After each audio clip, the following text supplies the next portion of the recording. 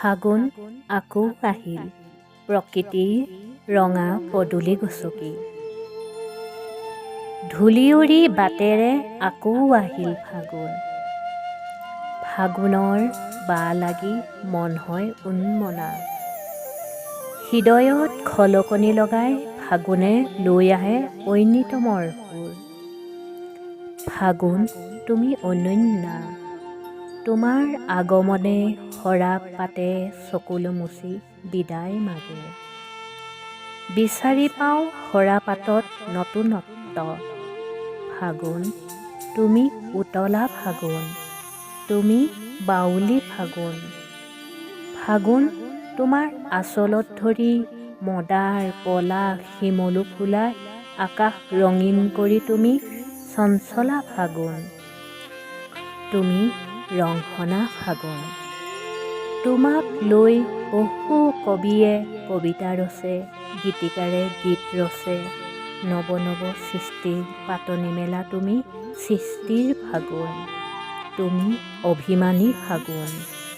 তোমাৰ আগমনে ৰঙা পলাশ মদাৰ কঢ়িয়াই আনে প্ৰেমৰ বতৰা।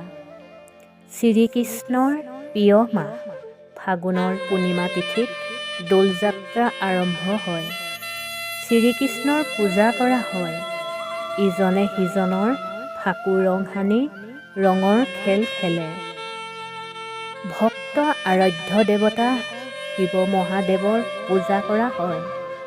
পলাশ মদাৰ শিমলু তেজৰঙা হৈ ফুলে, পিছে সুবাসবিহীন বাবেই চাগে পূজাত নলগায়।